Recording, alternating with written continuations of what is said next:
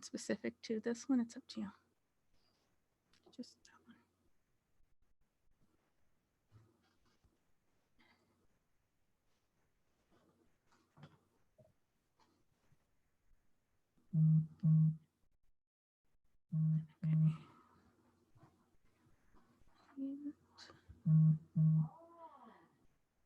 Okay, so I think we are live now. So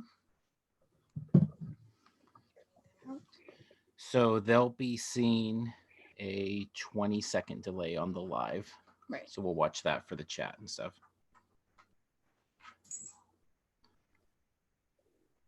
Yeah, we can start in like a minute at 7. Yeah. People are starting to join. So for those of you joining us on YouTube, we're letting people join in here. We started about a minute before 7, so we're letting a few people join in. Then we will kind of do a quick intro and get into the show.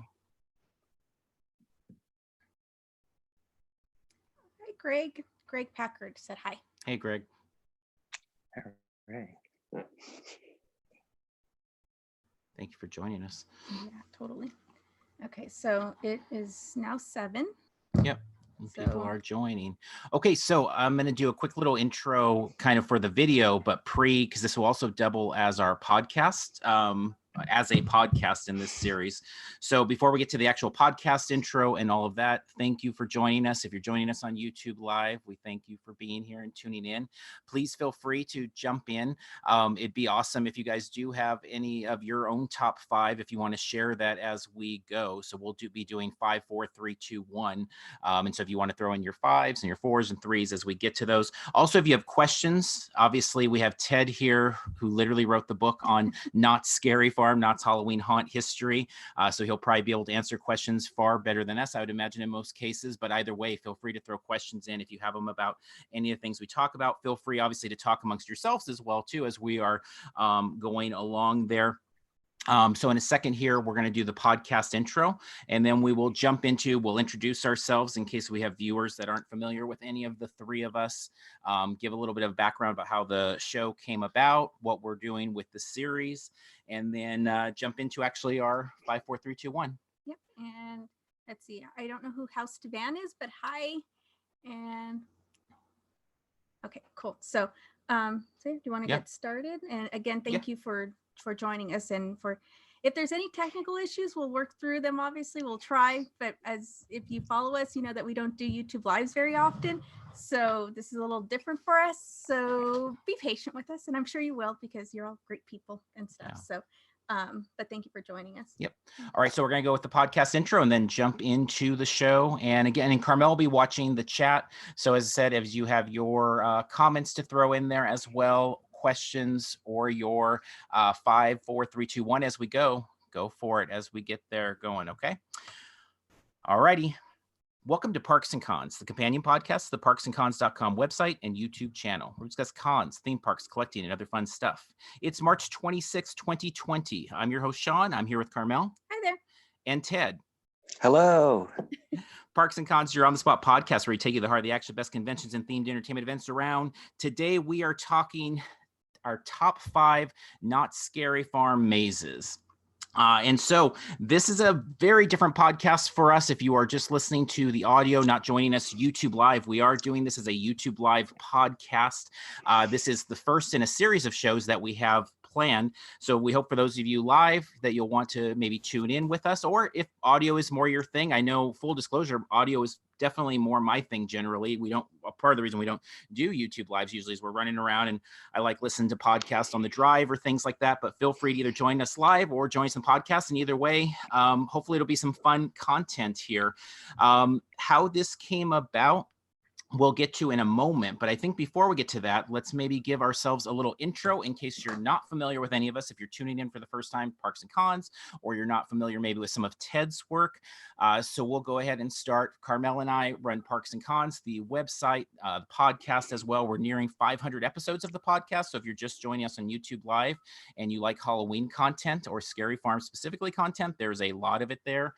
We have lots of videos. We have over 100 videos from last haunt season there as well. So So last haunt season, we went to 102 unique Halloween stops for 2019. So we got around last year. Yeah.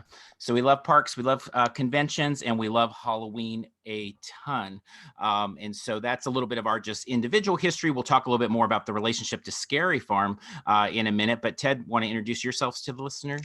Yeah. First off, I'm so happy to be here and to be able to share this with you guys. My occupation is I'm a writer, producer, and director for seasonal entertainment attractions and experiences, with the emphasis on Halloween events. And I've been involved with Knott Scary Farm in many different capacities throughout the years. Started going as a fan many years ago, and worked at the event for several years as one of the sliding monsters, and loved that. And then started going more into the creative side of things as a writer and producer, not just for Knott's, but for other Halloween events and theme parks. Awesome. Thank you very much. And that really segues well into just giving a little background about how this podcast / YouTube live came to be. As any listener, any viewer knows, the world is a very strange place right now, very different than maybe a month ago at this time. And so with that, Ted was in the same spot as Carmel and I, of just trying to think of like, what are some cool things that we could do that I think, maybe we don't always have time for, that are maybe soothing, that are maybe interesting. Just before we went on live now, I mean, you brought up the idea, like right now we're like talking about this and we're not thinking about all these other crazy things going on. And so as Ted had some ideas, and we had talked about trying to do more with YouTube live during this time, and it kind of just came to be. And we've met, honestly, Ted, we've met more with you on this podcast than we've ever planned a podcast in the almost 500 episodes that we have here. So that's been fun, just kind of talking and discussing things and kind of planning things out to make this kind of a series. So our time travels with Ted gives us some latitude to talk about things maybe we were looking forward to. Obviously, we'll be talking history as well. But does that sound about right of what you were thinking, Ted, when you kind of came up with the idea as well?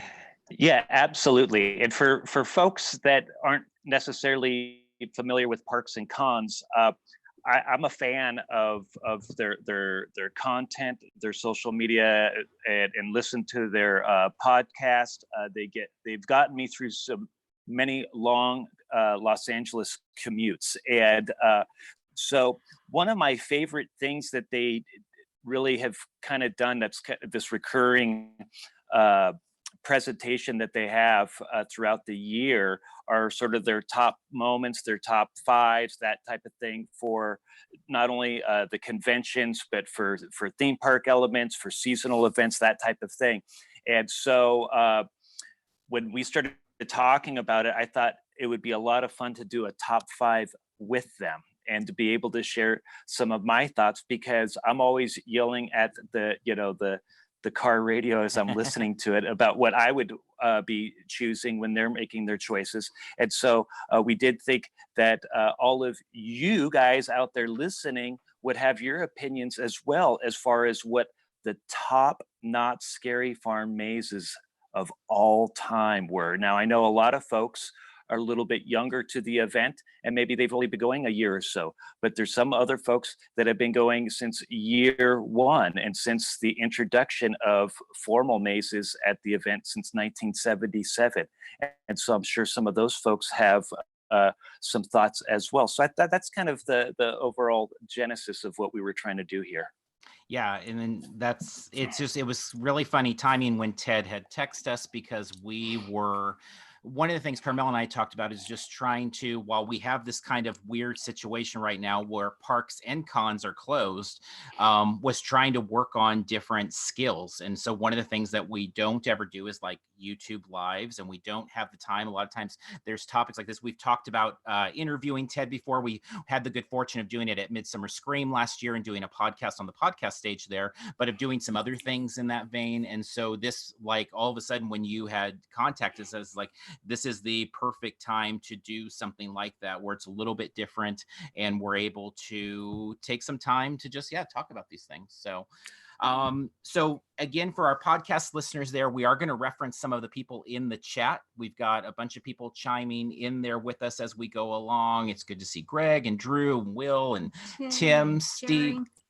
Jerry, Mitchell, and more we're seeing join as we're going on here. And if you are joining on YouTube Live and you're hitting us exactly at the live point now, you can always rewind if you don't want to kind of just stay where we're at. And we did that listening to Kevin Smith's show last night. We were about 30 minutes behind, but you have that option. But if you want to join us live, obviously it's easier to throw in your comments and chat along in the chat section there. So now you alluded a little bit to your history with the event, because I think that's one thing as we share our top fives, we come from different places with that. So for Carmel and I, we have like exactly the same history with the event. We both attended for the first time in 1997. We have our first mug there from the 1997. And for us, it was like, we wanted to do something fun on Halloween. I'm always really big on like having a plan or a tradition for things. And we're like, what do we do for Halloween? Well, basically we graduated high school in 95, and then it became very clear very quickly that going trick-or-treating when you graduated high school doesn't work. So we didn't have anything else to do on Halloween, and we're not like big drinkers or partiers or anything. So just going out and getting drunk didn't appeal to us either. And so we heard about this thing called Knott Scary Farm, and we had friends who wanted to go, and so we went. And we decided in 97 that we would just go back every Halloween for the rest of our lives. That was kind of like immediately the decision, as we enjoyed it so much, because we had gone to a bunch of like professional haunts locally, but we had never been to something like Knott's, where it took over an entire park. Never had even thought of something like that back as we were like fresh out of high school. And so immediately fell in love with it. We did the buffet. And then that was the thing, is like doing the buffet, the pre-scare dinner, and going to Knott Scary Farm every Halloween. And so we've gone every Halloween since that time, except for 2006 when we were at Disneyland Paris for Halloween. So we had one Halloween off in that time. But a big thing I think for us as we talk about is our memories of the event we know it's much less than yours, Ted, and probably a lot less than some of the people in the chat that have worked the event or things like that. Because in our case, we basically went once every year until 2014 when the season pass came. And so for us, we went that one night, and particularly, on a busy night, it's like we're hustling through, we're trying to see things as fast as possible. And so there's memories that definitely stand out, but definitely it's a lot harder. I've texted Ted a few times in the last few days, like, who was that? What was the maze with that one guy in that one area? And he like instantly knew the answer to those types of questions, because it's not quite as crystal clear. We do have our handy dandy guide here that Ted wrote, this beautiful book. And we stood in line and got his autograph back in 2014 at Knott Scary Farm and did the tour with you in Ghost Town. And that was a huge highlight. Before we ever knew you, we were a fan of the work that you did. So that's kind of our history with the event. And I know you alluded to some of yours. Did you want to go a little bit more into that? Well, sure. Yeah. So, I started going when I was a little younger than what you guys were when you started. So I was like a sophomore in high school, and didn't really know too much about it. It really terrified me. Going into Ghost Town that first time just really kind of freaked me out, and it did have an emotional impact on me. But it had these things that I was really kind of obsessed with growing up, because it combined the theme park elements with Halloween, with monsters. And so I fell madly in love with it. I've attended every year since religiously. And I paid attention a lot as a kid when I was going to what the different mazes were. And just like you, we were able to go one time. Once a year, that was it. And so if you missed a maze, that was it. There was no second chances. And so, but I did keep the maps, and I would always look at them I'd look at them periodically, like in the off season and stuff. So I'd remember the names of the mazes and stuff. And then in the late 90s, I co-created a website named ultimatehaunt.com that was like this sort of the official, unofficial website for Knott's Scary Farm. And through that, got to meet a lot of the monsters for the first time and started doing a lot more deep dives into the event's history, what it was like before I started going. And then in 2001, I began working the event. And so I worked in a scare zone named the Swamp for a couple of seasons. And then I went over to Ghost Town and I just adored it. And then did that for 10 different, 10 seasons, and then really kind of got more involved with the creative side of things, like I was saying before.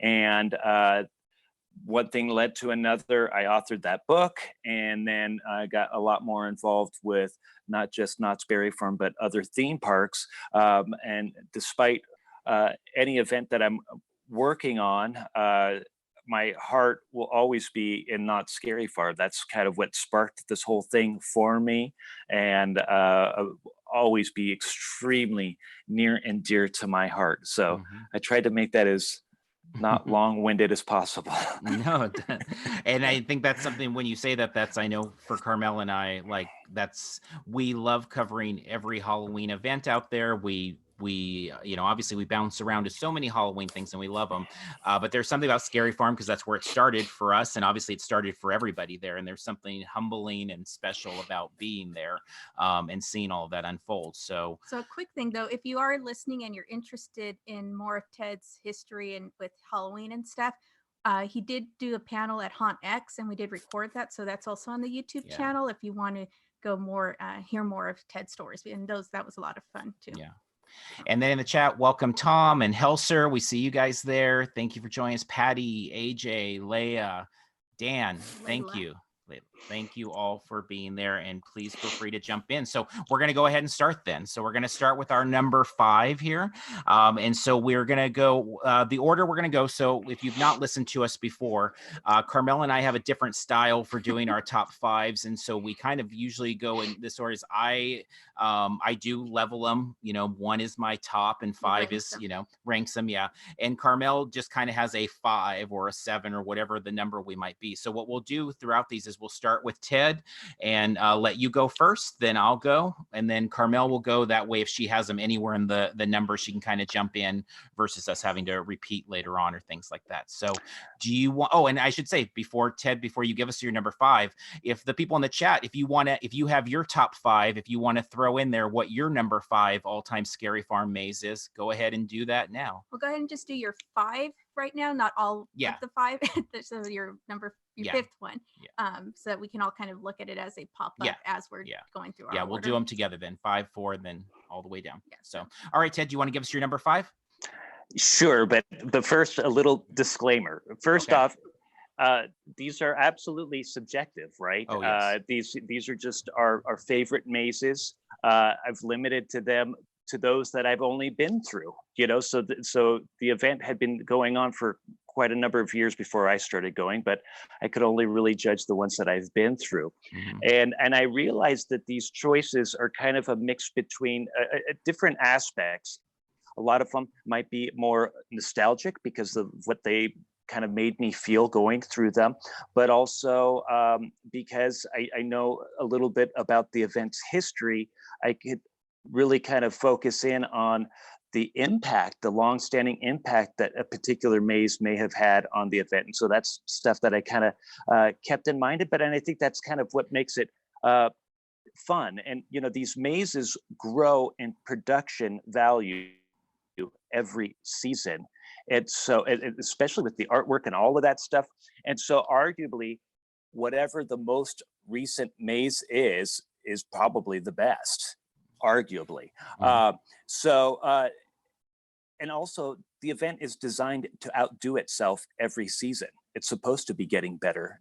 And so that's something else I keep in mind. But so my choices are based on all these different reasons, that long-term kind of maybe emotional impact or the historic impact. And I am ranking these like Sean. So this is my 5, and then my number 1 will be my top of all time. But so my number 5 is a maze that ran from 1988 through 1992 in the Gasoline Alley area of the event named Revenge of the Dead. So that's a long time ago. Now I'll explain what made this maze really stick out for me. First off, a guy named Larry McCauley designed it. He was the first person that was brought in to be a full-time designer for Knott's Scary Farm. He did other things at the event or at the park, but this was a main focal point. And the theme was really outstanding. It was zombies through different eras of time, but they weren't like normal zombies, because as these characters were in their human form, they were evil. And so these were like evil zombies that went from like pirates to like 1920s gangsters to like Nazi zombies in World War II. And eventually they started adding in like futuristic zombies, which paved the way to other mazes such as Industrial Evil and The Underground.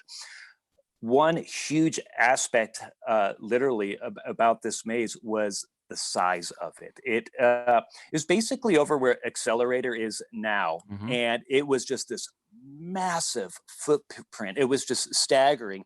I mean, for the pirate area, you went through around this lake, and there was a huge bow of a pirate ship, and it was just huge. They had tanks and everything for World War II, a plane crash, everything, and it set a new standard in the production design for Scary Farm, and so it really took a massive spike at that point, and they never really went back. I tried to look for like an actual official description for the maze, but they didn't really do that too much during this era of Knott's Scary Farm. So the best I could do is kind of describe it to you the way that I am telling you about it. And when I was researching for the book, I was able to get lucky enough to have access to the floor plans and the elevations that Larry did.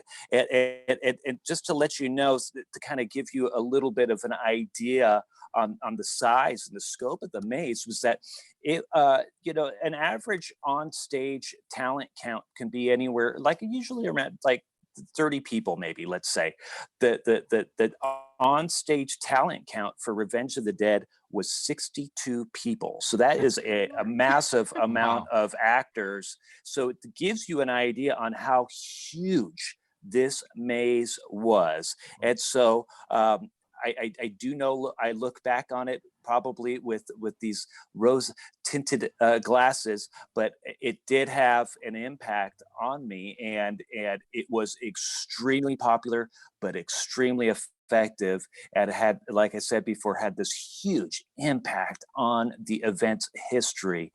And so that is why it made my number 5 Knott's Scary Farm maze. Yay. So AJ gave an applause emoji for Revenge of the Dead, and Alan said, loved Revenge of the Dead, so long of a maze. So yeah, it seems the length. Yeah, and you literally answered, because my first question that I had was what was the length like, and then after that I was like curious how they staffed it, and you answered that. Now, for those that may not be as familiar, what would you say is around the average amount of talent in a maze in a professional haunt these days, let's say at Scary Farm?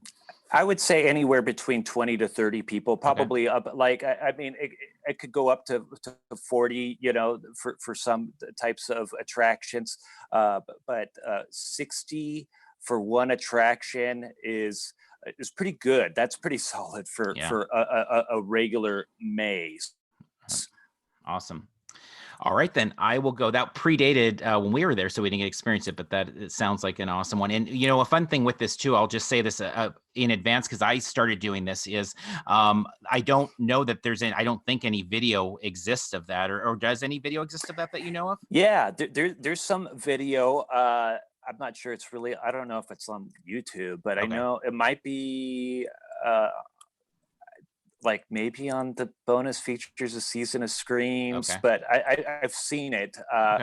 it's more clips, but nothing Gotcha. like I have never seen a full walkthrough of it. Gotcha. I spent a lot of time in the last few days going back to videos like from Theme Park Adventure. If you go over to TPA, they've done so many, Rick's done so many walkthrough flow throughs over the years.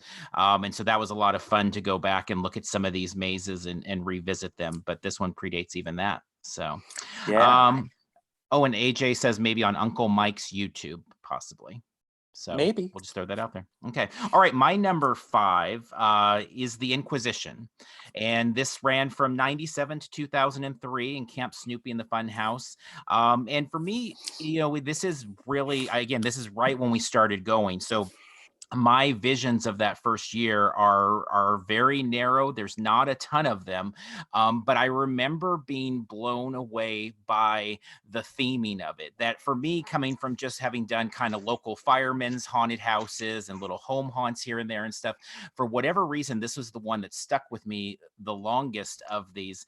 And maybe it's the fact that it ran till 2003, so we probably saw it many more times than just that first year as well. But I've always also been a sucker for kind of the medieval torture thing. You know, I love going to medieval times and seeing their torture museum there. These days, the last few years, I know we experienced with you, Ted, last year, is going to Beware the Dark Realm, what they do out there in Santa Clarita and stuff. And then out of the blue, just a couple years ago, Midsummer Scream, they did an event at Mrs. Knott's, and we were able to come across the pitch board for the Inquisition. So the fact that it started the year that we went, and then we came upon this, it was a part of a raffle, and we did not win. But Jeff DiPoli of Disney Coast to Coast, if you're interested in listening to some Disney, he just doesn't have the history with Knott's. He said it didn't mean a ton, and I was like drooling over it. And he's like, "Do you want it?" And we traded. I had one like a shirt or something, and so we traded my win for his win. But this one was much more nostalgic for us than the shirt that I had won, so that worked out well. Cool. Yeah. So for all those reasons, that is why it's my number 5. Hey, can I just comment on it real quick? So the Inquisition was great. If you think about the location it was in the basically the Berry Tales Playhouse, right?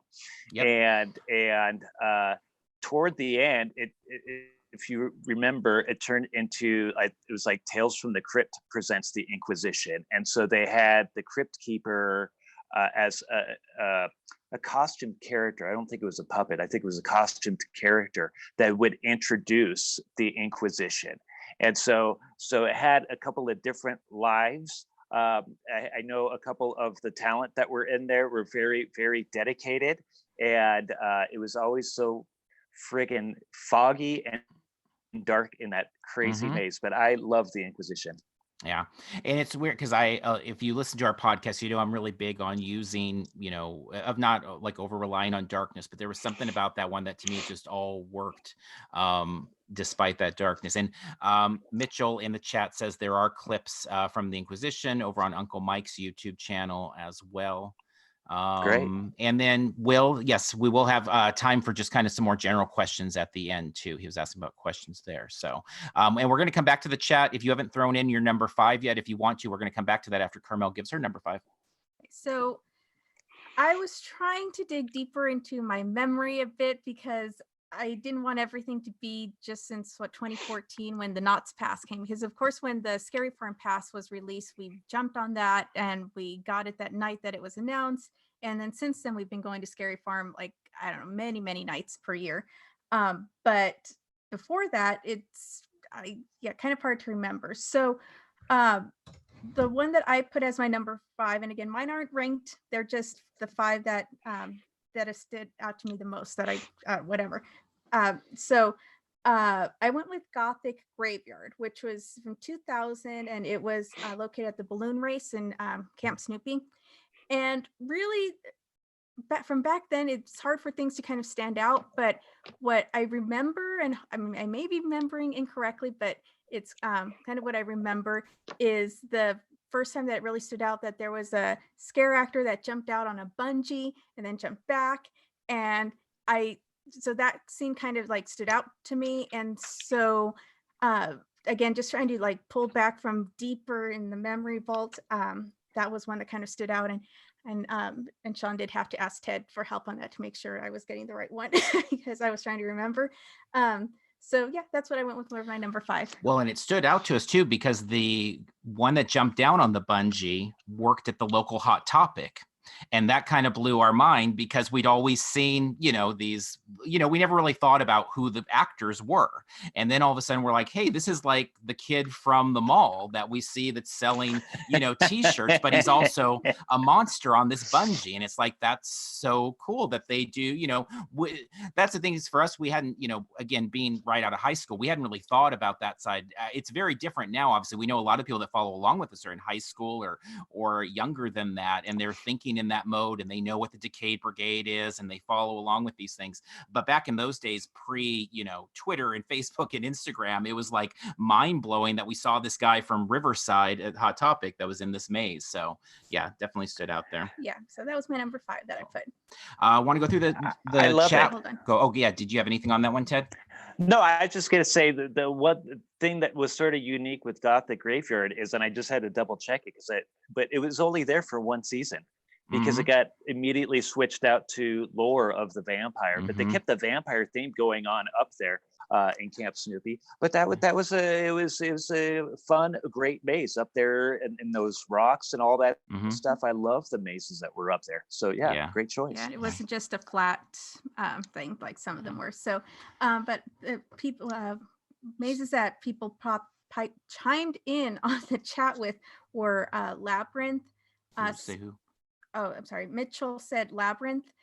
Will said Special Ops, which we actually are going to be discussing Infected in a separate list. We kind of counted that not exactly as a maze. Yeah, we had a whole discussion about Infected, and we decided to put that in our other category. So we will, I'm sure, be talking about it, but not tonight.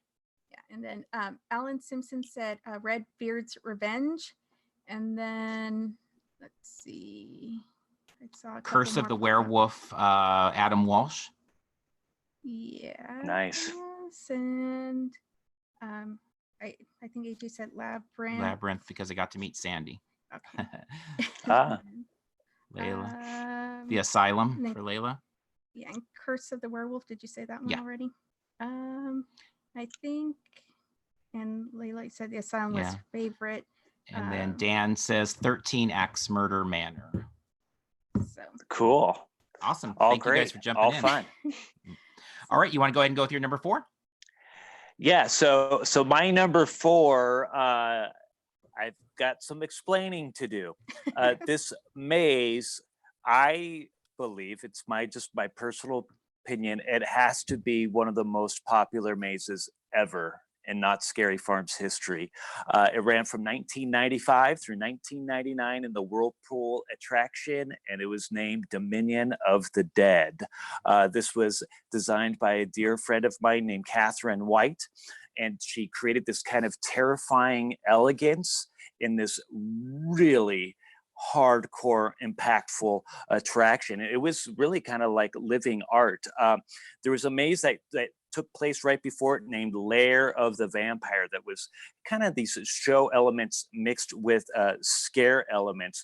But it was Catherine's Dominion of the Dead that took this really fantastic Gothic, black and white and gray kind of world to a whole new level. And I believe that it contained probably the most iconic and probably most popular individual maze character in Knott's Scary Farms history, which is the Queen Vampire, who's Sandy, and her breakers. And I mean, when this was before I had a website or anything like that when I was going, and I knew who the Vampire Queen was. Like I knew who, like you just saw her and she was treated with this kind of respect by all of the surrounding guests and the monsters and stuff. And so that was before like social media and everything like that. So the people really kind of gravitated toward her, and it was not only beautiful, but it was really, really scary. There was fantastic scares that were built into this thing. And I think I'm pretty sure that it's the first maze that was presented at Not Scary Farm that developed like a cult following. There were people that were going just to go through that maze world. And aside though, you had the actors, these incredible actors that were so devoted, and they sort of kind of created their own subculture within the talent world of Knott's Scary Farm. They were the Dominion people, and they were their own sort of breed of people, and we loved them for it. And some of the best monsters that Knott's Scary Farm has ever seen came out of those original Dominion of the Dead mazes versions. And another impactful thing about it was the music. It wasn't just this hardcore, it was just very floaty soundtrack that just set this incredible tone. It was stunning. And so yeah, it like again, it was one of the big scares was this character that had the wraith at the end of this thing that just was leveling people constantly. So you had these areas of beginning in this very gothic castle ruins to this garden maze, and it was just it was a complete attraction, and it really was the definition of taking these types of experiences and making them art. And so that is my number 4 choice, Dominion of the Dead. Well, Adam Walsh said that the giant gargoyle on the roof of the Whirlpool building was awesome. So Awesome. I agree. Yes. Do you by any chance know, I mean, this is kind of now getting into a little bit of the behind the scenes stuff, but do you have any idea of like when you're talking about how, beautiful it was, do you have any idea when they would start constructing something like that back then? Because obviously now, like something like Waxworks was, a lot of it was done by February last year, but a lot has changed with that being kind of year round. Do you have any idea? Or maybe not. The guess off the top of my head was probably it started going into production in July or August, the latest. Mm-hmm. I know that they were tinkering around with these types of ideas for a while back, even, like I was saying before, with Lair of the Vampire before it. And so I think they had probably a lot of those assets already to start, to dive into the build.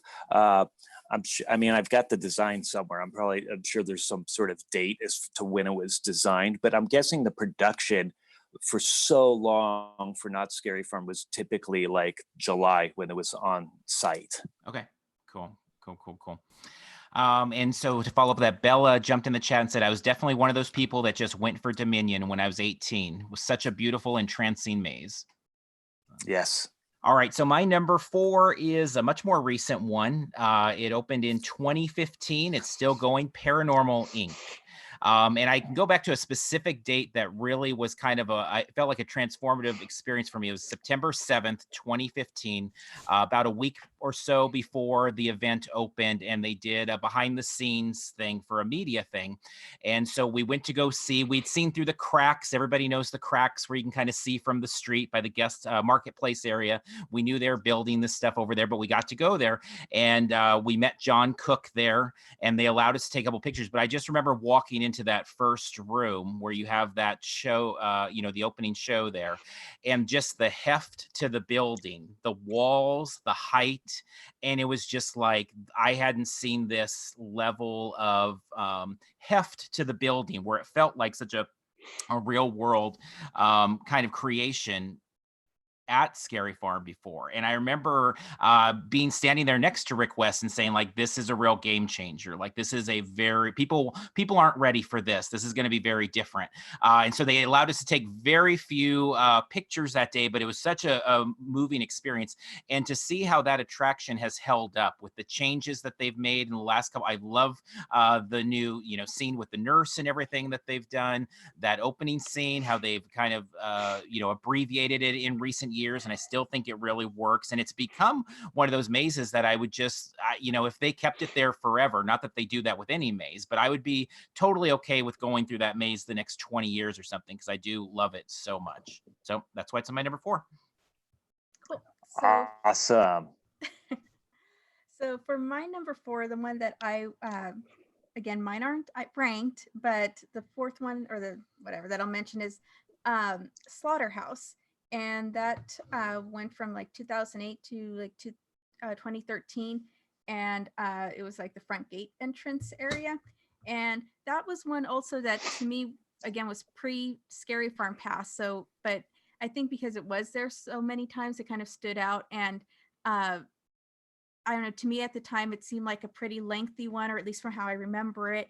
And it like took a while to get through, and there was kind of lots to see and stuff. And where its location, if I recall correctly, and kind of the that front gate area, but kind of Camp Snoopy was kind of cool to me that it didn't really fit in that area. It's, thematically, I mean, it's Camp Snoopy, but so I don't know, for those reasons, it kind of stood out. And again, it was one that at least parts of it like stuck with me over the years. So I put it on my list as the 4th one. And that makes my Love it. list as well, but I'll talk about it when I get to it then. So did you have anything to say on it, Ted? Fantastic. No, I love that maze. It was a great, I don't know, but I think that was the first maze in that location. To my I recollection. think. And so it was a unique location, which lends itself to having a weird footpath, and which is always put like it's kind of offsetting going through any attraction that's been in that location. So yeah, very cool choice. Awesome. So for those of you listening, if you haven't already thrown in your number 4s, go ahead and do that. So to catch up, Will had said, so if Special Ops doesn't count, this is in regards to the 5th one, he put Shadowlands for his 5th. And then Mitchell said his number 4 was Trick or Treat. Fractured Compass said Delirium. Will said his number 4 is Waxworks. Alan Simpson said Lair of the Vampire. Let's see. There is a talk about the audio cues over on the Ultimate Haunt website and how much people loved that. And apparently got in trouble watching it late at night when there was a howl or something, and their parents got upset, it looks like. Uh-oh. Uh-oh. Let's see. What else? Number 4. Paranormal Inc.'s on there. Adam said Uncle Uncle Ernie's Madhouse was his number 4. There's Nightmares by Dan is on there. Okay. And then, Doll Factory, I think Fracture Compass is saying, and Tim Fowler is saying the Jack the Ripper haunt. I think I caught up on. Yeah. There we go. Cool. So lots of different options. Yep. All right. So you want to go with your number 3? Yeah. And so I didn't want to upset Carmel. And so I was going to make this a tie because I could not. So I'm going to tell you real quick what did not make my top 3. But if I could have, if this was a top 6, I would have chosen the Asylum, the first iteration of it. The Asylum ran from 2003 to 2008. Dan Miller designed it, but it was out on the Stagecoach lawn, out in the outskirts of the swamp. It was just incredible. It was the only maze through ultimatehaunt.com fans, the fan vote, that had won 2 consecutive years in a row. That had never been done before. It was consistently terrifying, in your face, just hardcore scares. And some of the most legendary maze talent ever to work Knott's Scary Farm came out of that maze. I won't name names, but anybody who's listening to this knows who they are, that if it's on the inside. Some of my dearest friends have worked inside that, did work in that maze. And it kind of fizzled out a little bit when it got into lockdown area, but that was just my opinion. But it did not make my top 3. And so with that said, though, my top 3 maze, all-time Knott's Scary Farm, is the original, debuting in the year 2000, was the original Carnival of Carnivorous Clowns in 3D. It's there. it was right there, well, kind of where Accelerator is now, but it was underneath a defunct roller coaster named Windjammer, and just like Revenge of the Dead, it was kind of in that same location, and it was just so huge of a maze, and there was something kind of creepy about it, just being sort of under this like destroyed, kind of broken down roller coaster. But this maze was a true game changer in all the subsequent production of mazes at Knott's Scary Farm subsequent to all of that. This was a young Dan Miller coming in. He'd done like Alien Attack before that, and maybe some other smaller things, but this was his baby. And he just came in and just did something so twisted and so jaw-dropping, it blew everybody away. The music, the soundtrack was just this high energy. I think the talent really kind of fed off of it, and it was really kind of made it this really intense type of presentations. But a couple of things really kind of stuck out. It was the first 3D maze at Knott's Scary Farm. And so that paved the way to other things like Malice in Wonderland and Fairy Tales and Terrorvision, all these other mazes that came in after that. And then the second thing was the talent. Just like the Asylum, some of the most talented Knott's Scary Farm monsters ever came out of that maze. And around that time when that came out, that's when the monsters started to like use things like ultimatehaunt.com to create identity. And so they started to get their own personal fan base. And these were characters that were like legendary at that time, of like Skittles, Freak, Bunny, Bigwig, Uncle Ernie, so many that I couldn't list everybody. But it set this new extremely high standard in so many different ways for Knott's Scary Farm.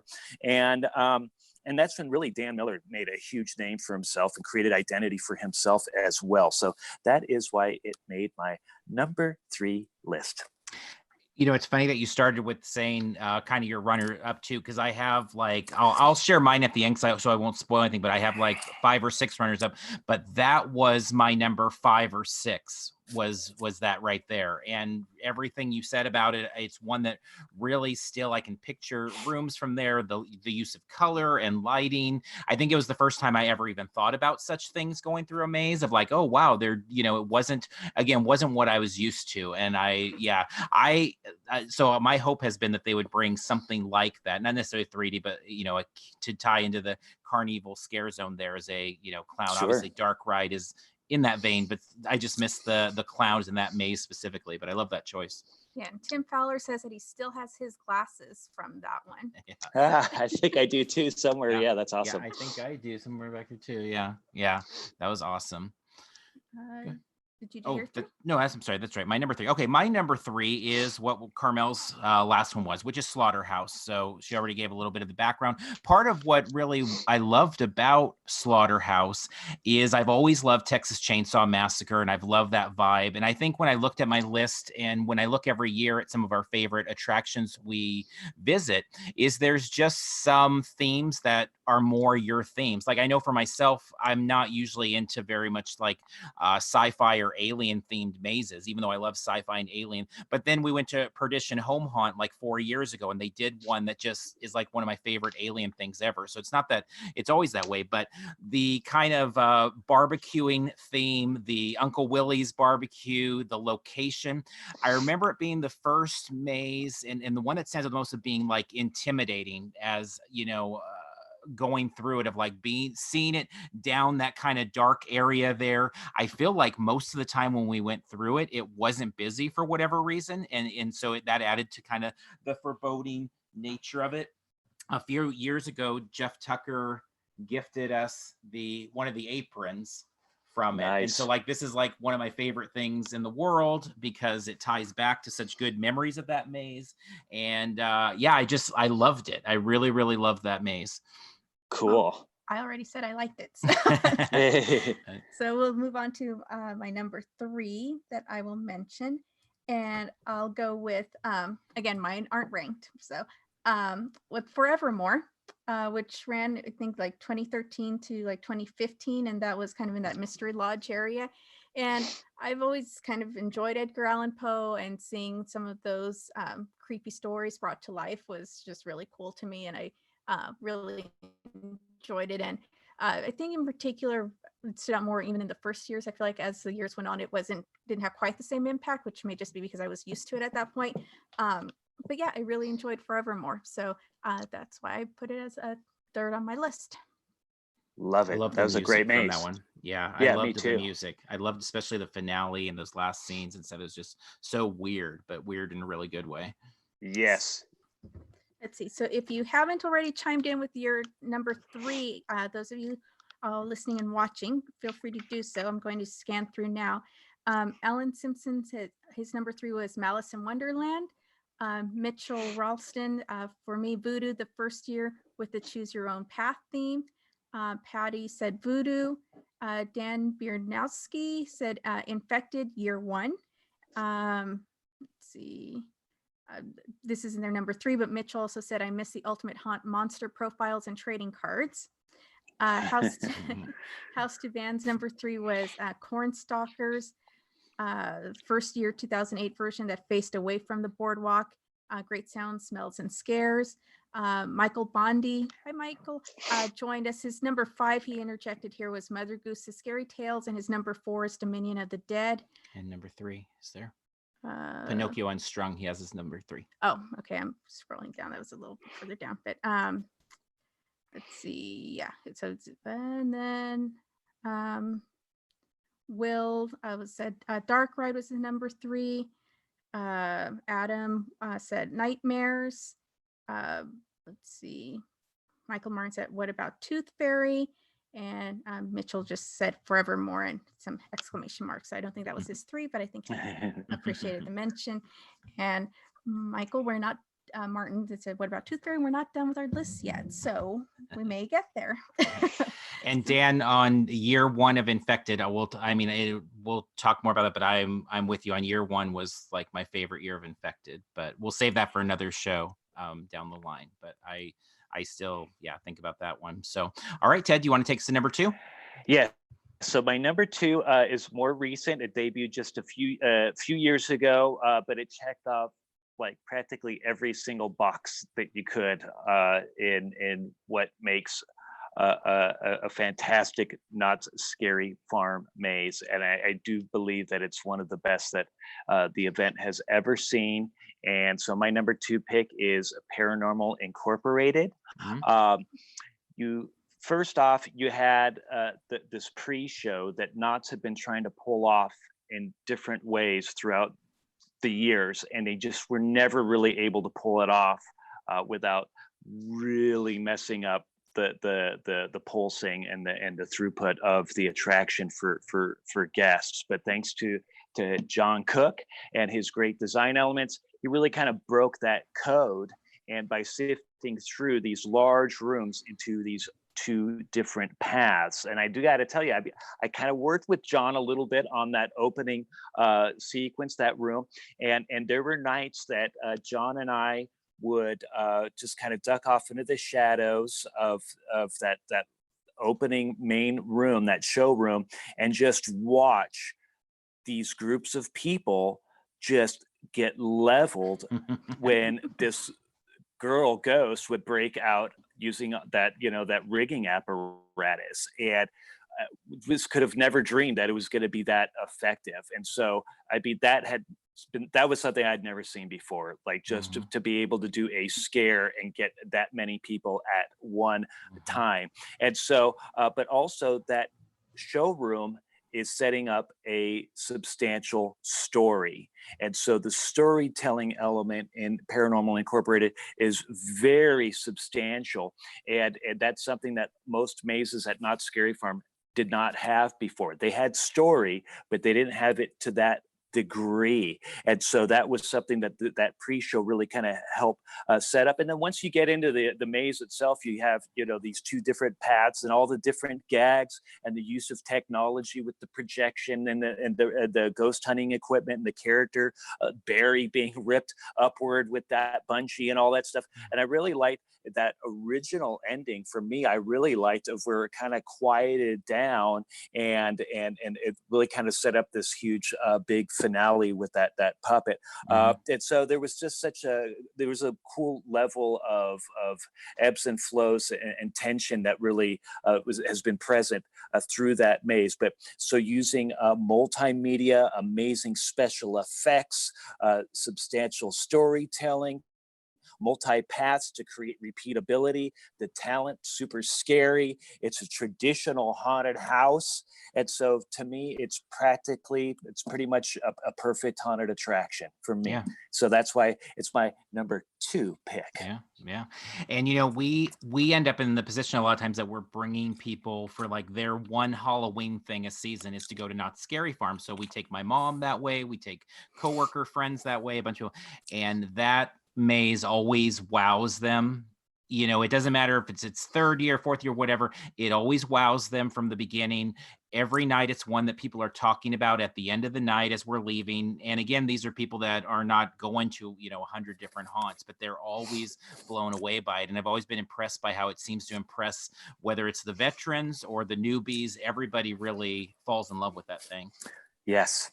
Totally. And so there's several people who mentioned as their number 2. So I'll read down those at when we finish this round.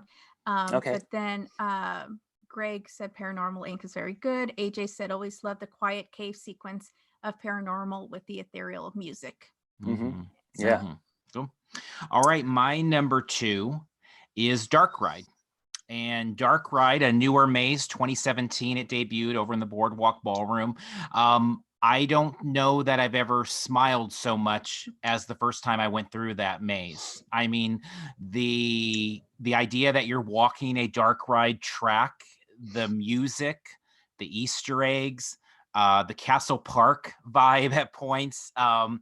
There's just so many brilliant, funny little nods within it. And I mean, it's probably the maze I feel like we do the most each year. And I think it's just because it's such a good time. It's such a fun time. And I've always loved when a haunted attraction can have elements of humor and fun to it. You know, it's a different, like a flavor change from all of the scares. And I've always felt the Dark Ride has really done that well. And just thematically, I mean, again, the idea of it being a, you know, dark ride, which if you're coming to a theme park, most likely you're a dark ride fan. And so all of a sudden to open up and kind of go into that. And I mean, for somebody like me that loves the behind the scenes stuff the most, like I love when we break down on a dark ride at Disneyland and we get to walk the track, you know? So the idea of going to this kind of abandoned one that's been taken over is just, I think it's absolutely brilliant. And then I love how it's kind of, you know, it ties into the boardwalk theme and the clowns and the balloons that they use now out there and everything. It makes it this really awesome little themed land. And so that's why it makes my number 2. Awesome. Definitely enjoy it. Any thoughts, Ted? Or no, I agree that it's incredible and I adore it. And it is another one of those mazes that just checks off so many boxes on how effective it is. And especially for theme park fans, it's just, it's a dream. Yeah.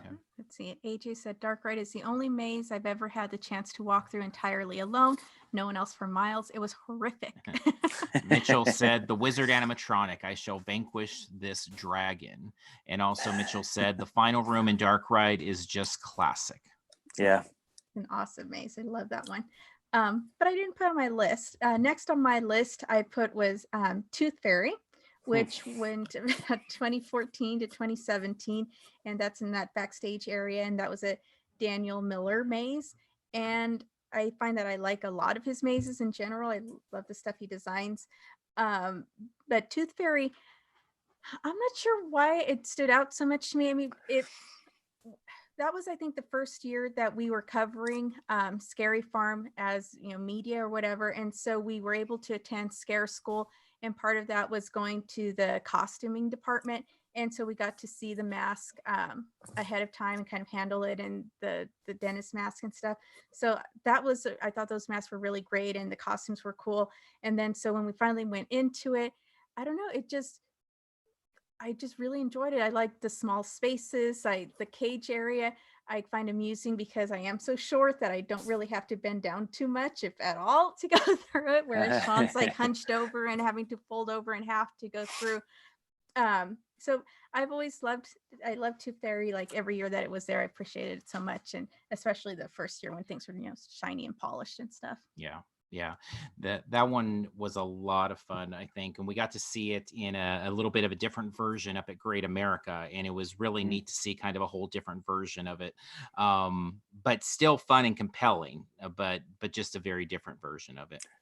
Yeah, I love that maze. It was classic Dan Miller, twisted, messed up, involving kid victims, and everything. And then, and it was attached initially, right, to a skeleton key. Yeah. And so that was, I loved that whole, gag that they did with that bedroom scene and stuff. So no, fantastic, incredible attraction, and just very gritty, just disgustingly gritty. So yeah, I love that maze. Kind of gross. Let's see. Mitchell said Tooth Fairy is just a gumbo of nightmares, dental horror, body horror, missing children, and adult anxieties, and just so much blood and guts. And Tim said the chattering teeth on the walls, exclamation mark. Those were fun. Yeah, I love those. Yeah.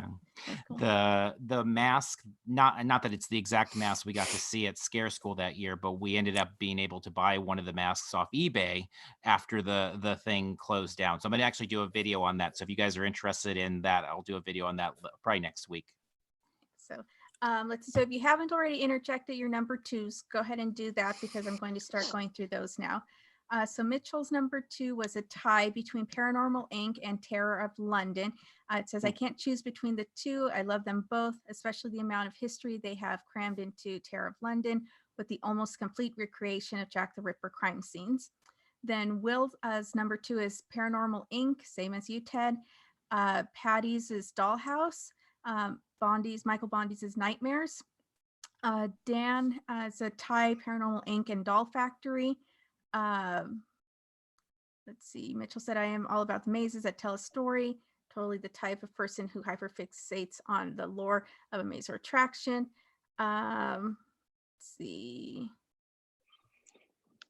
Origins, Adam. Yeah, Adams is Origins is number 2. Tim's is Trick or Treat. Let's see. Was that the last one? Let's see. Alan said Virus Z is his number 2. And let's see, AJ said Delirium, and Sarah said Tooth Fairy is one of our all-time favorites. We took a ton of inspiration from that for Reichland Asylum. And then Jerry Trio says his number 2 is the Doll Factory. Nice. So, and then let's see, Bella just interjected. Her number 2 is Blood Bayou. Okay, cool. Okay, so we had Origins come up on the list there. And so Origins is one we, as Ted and Carmel and I were meeting and talking about the list, is one we talked a lot about what do we do with Origins? Because full disclosure, Carmel and I love Origins. If you listen to our podcasts last year, covering Scary Farm, covering Best of the Year, all of that, we went on about Origins. Ted worked very much on Origins. So we ended up deciding to kind of give it its own special place to the side of this whole thing, to kind of take it out of the top 5. But that being said, do you want to talk a little bit about Origins? Well, yeah, we can. Yeah, I can talk about it.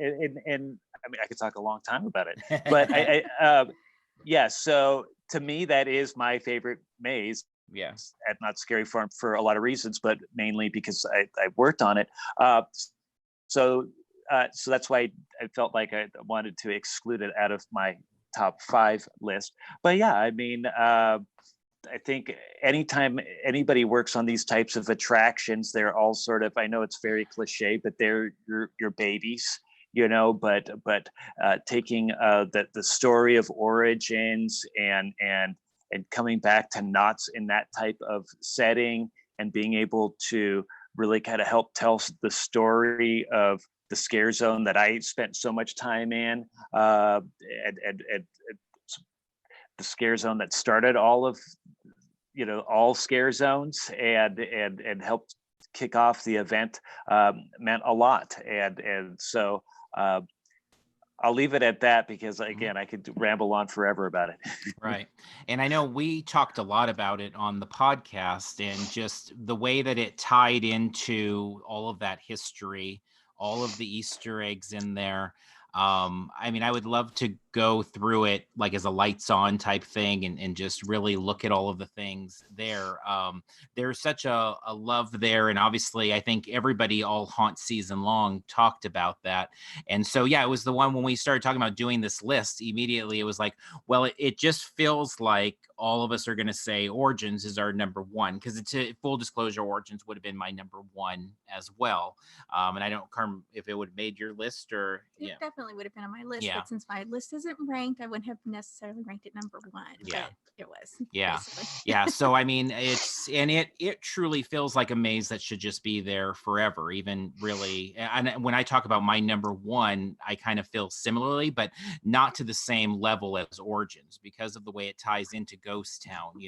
Maybe if it's a progression of the story of the Origins, or something, but it just feels like it feels like it'd be so weird now for something else to be in that location going forward after it fits so well thematically with everything else going on in that whole area, and seeing the bride in there and the other characters in kind of various forms is just, it's such a beautiful love letter to it.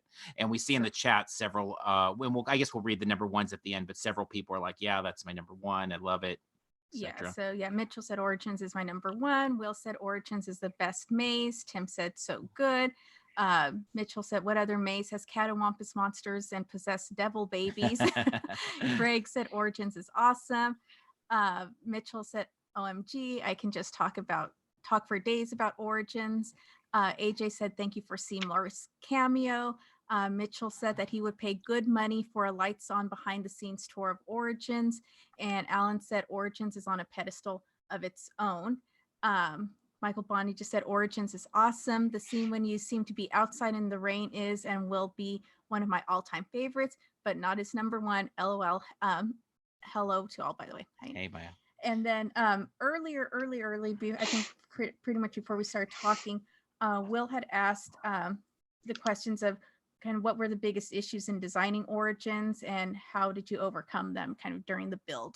I don't know if you want to answer that question now or save it for the Q&A part later, or if there's anything that you're comfortable sharing in regards to challenges. Well, I think one challenge for any attraction is just, the space. I think it was great because, we had an amazing set designer with John Cook, right? And so with that, he was able to fit so much into that blank slate of the Wilderness Dance Hall, and trying to do what we could to take advantage of that little stage in the back there, that little area where Santa Claus usually is at. So I think location was a pretty big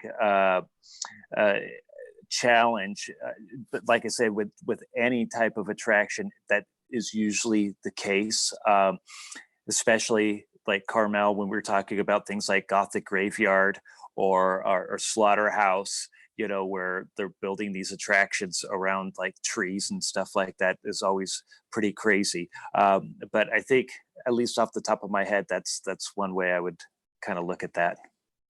Awesome. All right. So do you want to take us home with your number one?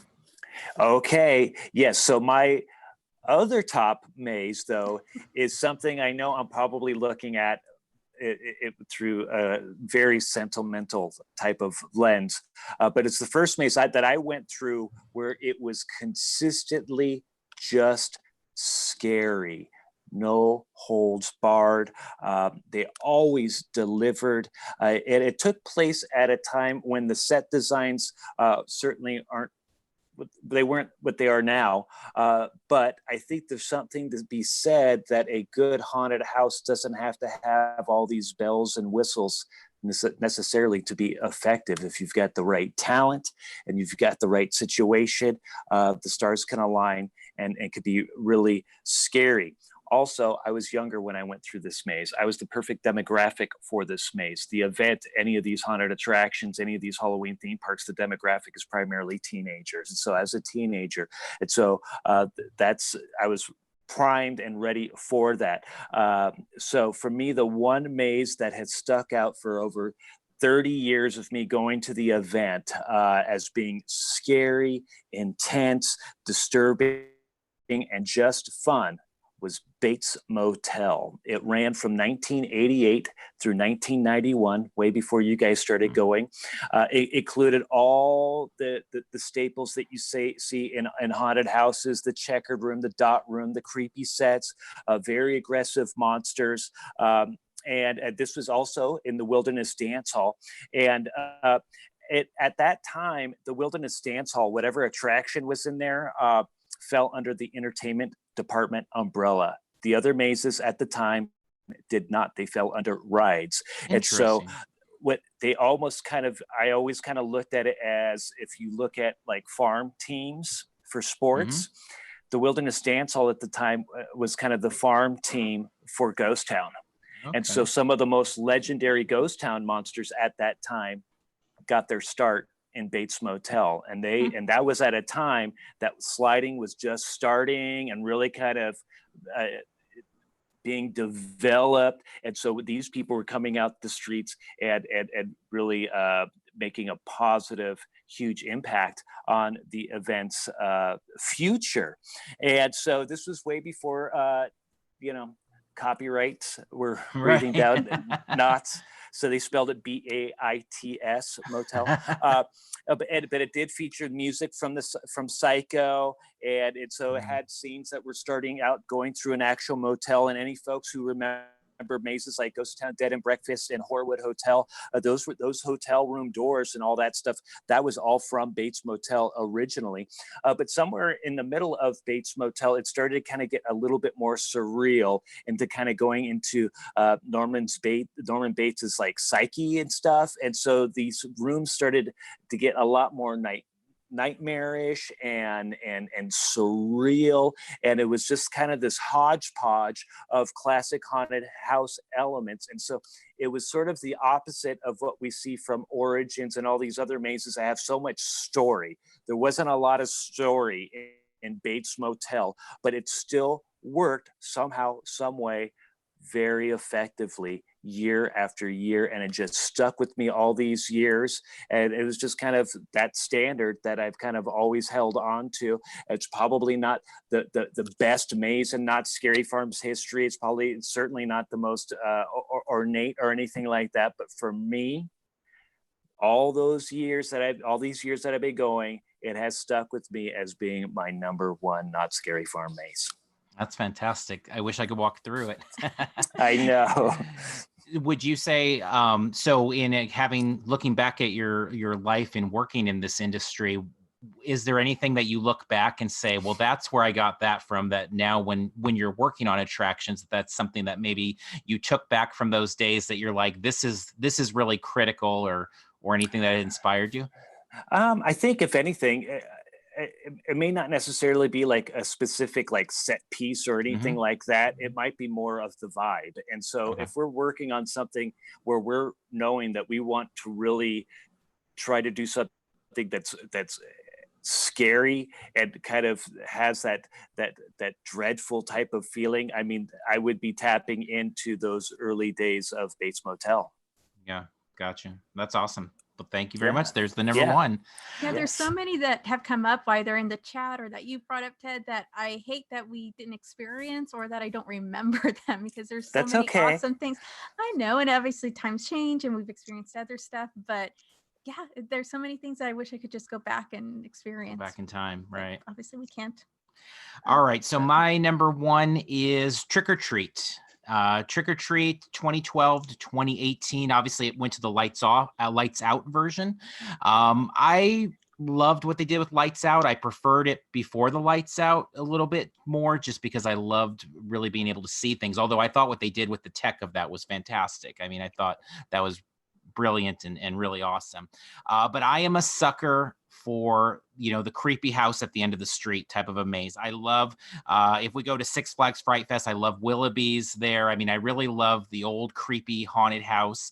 I loved the vintage vibe, the masks on the wall, the idea of the trick-or-treaters and the witch and ringing the doorbell, and you kind of going through the entire thing from the perspective of a trick-or-treater. I thought that was such a fun idea, that you gather there and you ring the doorbell and you go inside, and now you experience it as if you are that that scared little kid. And so all those things, I mean, I just feel like, for me, at the end of the day, for haunted attractions, my own just likes, I always feel like no theme ever beats just an old haunted house for me personally. Just that, creepy old haunted house. It's funny, in Riverside, there's a few houses that kind of just sit off the street and you never see anybody come in or out, and they're big and they're ominous, and you're like, I wonder what's going on there, and stuff. And it had that vibe and the whole trick or treat thing. And so for all those reasons, it made my number one. And for all those reasons, it is the last one on my list. Again, mine aren't ranked, but Trick or Treat was the fifth one on my list. And for all those reasons, it just felt so classic going through. I didn't love it as much as the Lights Out version, but it was fine that way. But I liked just the more original version of it, because that was lots of fun, and it was fun getting to press the doorbell and stuff. So so let's see. AJ says, I still have the mask from Trick or Treat on my wall. Such nostalgic Halloween goodness.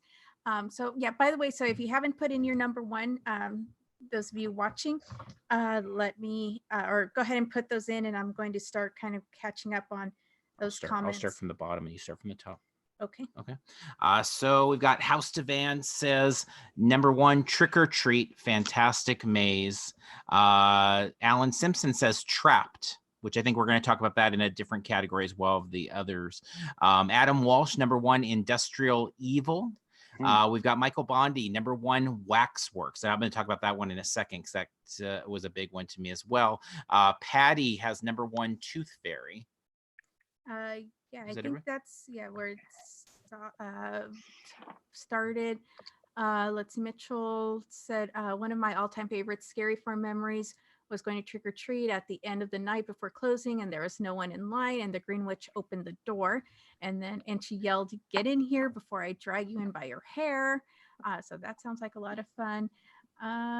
Let's see, Mitchell earlier had said, I love the technology of Trick or Treat Lights Out, but hated the wait. Yeah. Yep. Let's see.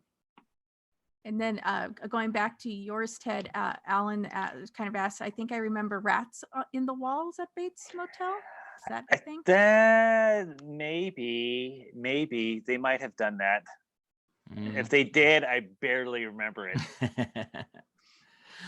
So real quick on the runner-ups, and I don't know, I know you said, Ted, you talked about Asylum there. For me, Waxworks and Carnival of Carnivorous Clowns were my two that were kind of just on the outside. I already talked about the clowns a little bit there. Others that were really hard for me to not include, but just as we're making through, because the way I approached it this time, because normally for our haunt season, I literally keep a top list of everything from the first event we cover.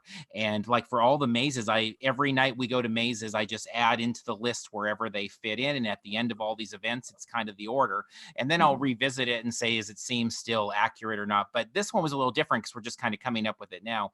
And so I kind of went through a phase of like my top 15 and then my top 10 and then down to 5.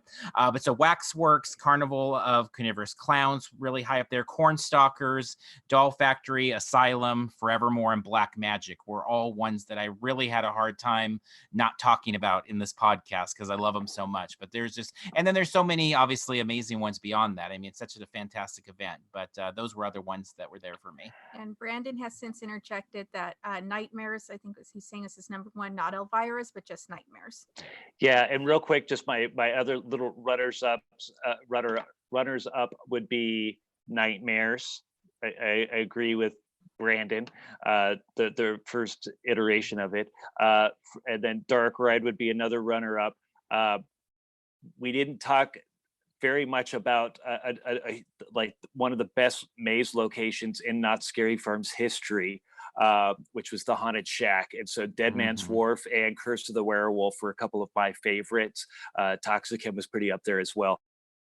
But anything inside the Haunted Shack was always really disturbing. It was always so stressful when you finally reached that one area where the floor tilts and you had like no choice but to get scared by either side, you know. So I loved the Haunted Shack. So those are just a couple of my runners up.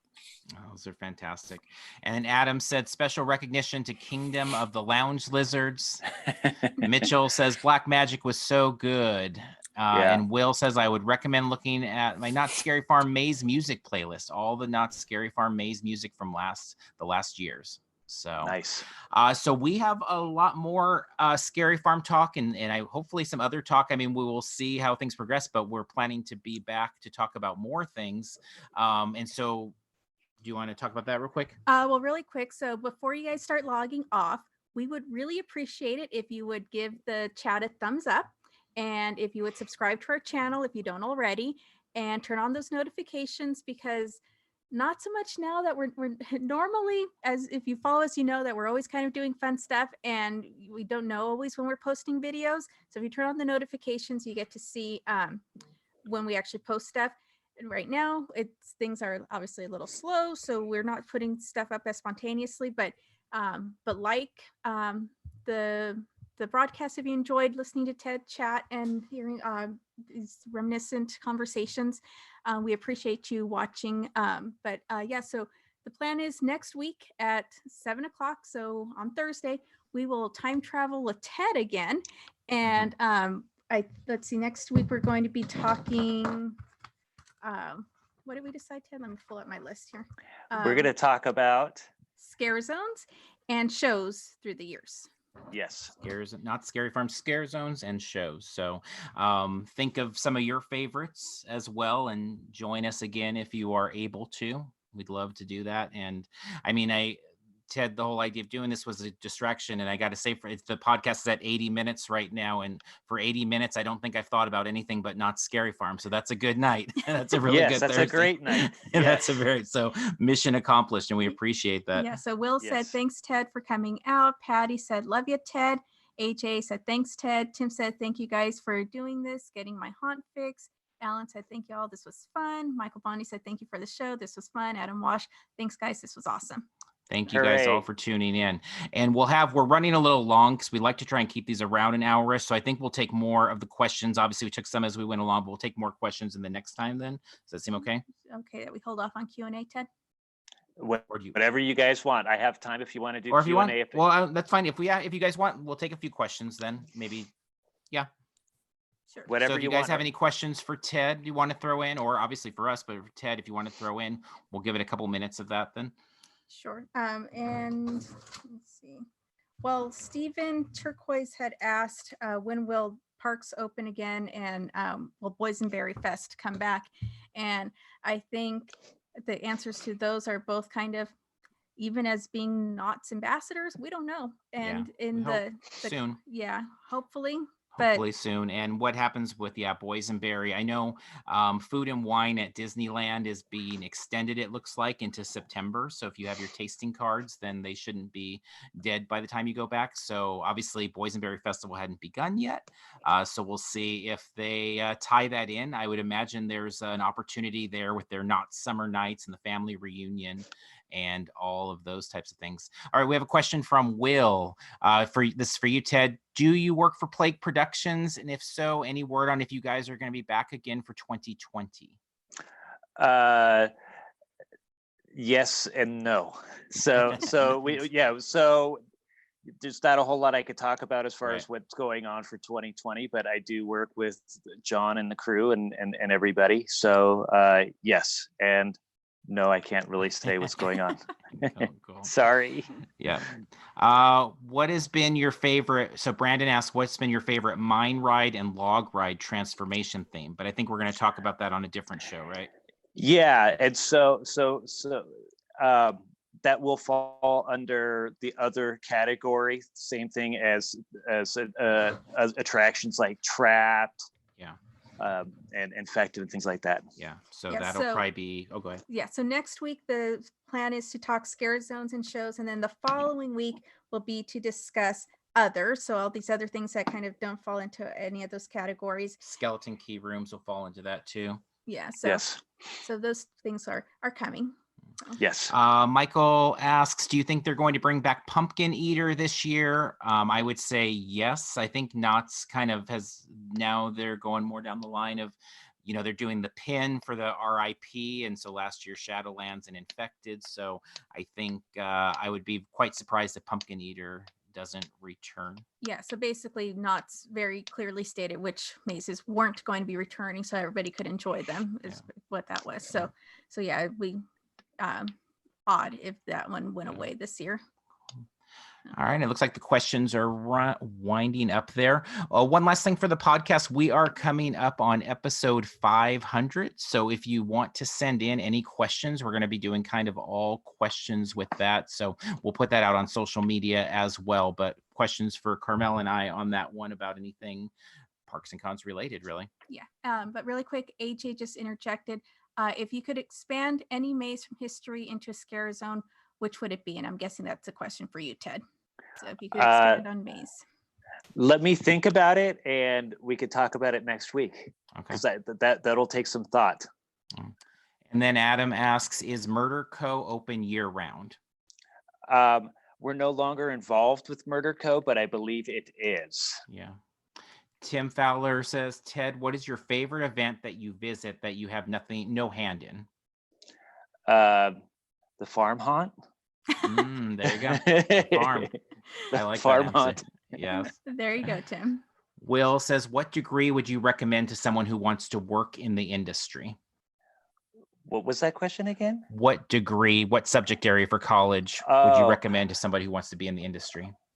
Usually it's like some sort of theater design or art type of situation, but most folks have theatrical backgrounds. Perfect. Oh, and to clarify, so Ted mentioned the farm, which is Tim's home haunts. And Yes, of course. Sorry. So yes. if you're not familiar with the farm out now it's out in Santa Clarita. Santa Clarita. Yeah, it's fantastic. Yes.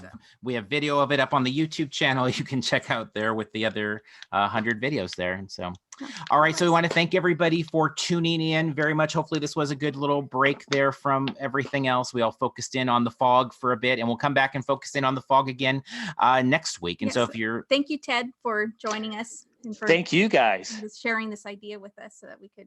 Thank you. And thank you for everybody for tuning in. Yes, thank you. All right, I'm going to do our podcast wrap up then. Please consider checking out the Parks and Cons crew over on Patreon. We have bonus content over there, our Mighty Networks, giveaways, all sorts of stuff there. If you've not already done so, please consider leaving us reviews on Apple Podcasts, Stitcher, Google Play, iHeartRadio, Listen Notes, Pocket Cast, Spotify, SoundCloud, TuneIn, wherever it is you find the podcast. You can always follow along with us at Parks and Cons on Twitter, Facebook, Instagram, and of course, YouTube, where we post a lot of Halloween stuff, particularly in the season, but really all year round. Wrapping up this episode of Scary Farm Favorite Mazes. Until next time, we'll see you in line somewhere. Right. Bye, guys.